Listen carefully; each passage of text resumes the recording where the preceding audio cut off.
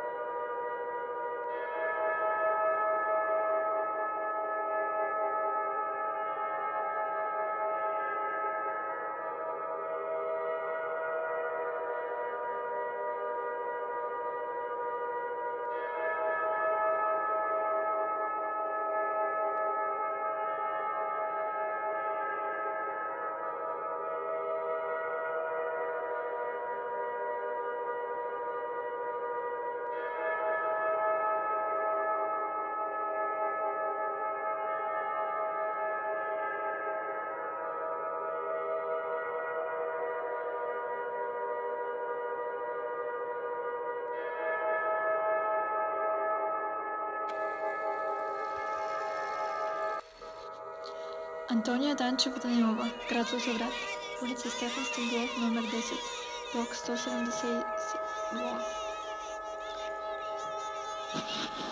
Антония Данчева Данилова, град Антония Данчева Данилова, град Златоград, улица Стефан Стамболов, номер 10, блок 179, етаж 1. Антония Данчева Данилова, град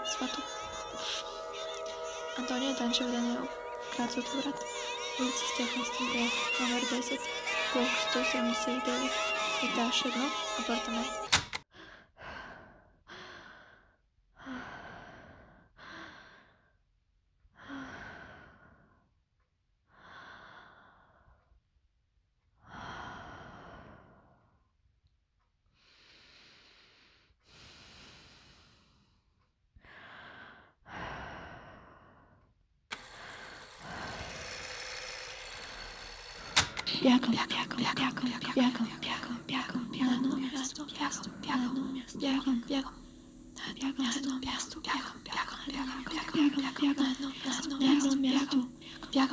Бягам на едно място,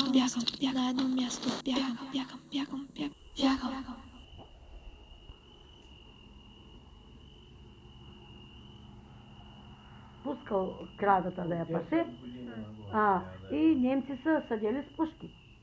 Те са минавали ли през там, воювали ли са, какво са правили, не знам. И той е почнал да бяга. Той му с пръста го викал, ела. Но той почнал да бяга, защото той се оплашал. А той извадил пита, кашкавал и му е показвал на него. Да не бяга, да му даде. Той се връща тогава, дядо ти, и я взима, тая питичка, кашкавал. Вика, ние не сме виждали такова кашкава, те не са виждали никога. Те не са знаели какво е. А за турците? А пак турците до така степен са ги гонили, пък на баща ми майката, дето почина над 100 години, тя разправяше. И вика, дойдаха, вика, турците, вика, и търсяха момичета. Къде ви са момите? А те са ги скривали камината, как гори. Камината си гори, пък те са в сама комина, наречени момичетата, да не ги намерят. И те почват да ги гонят.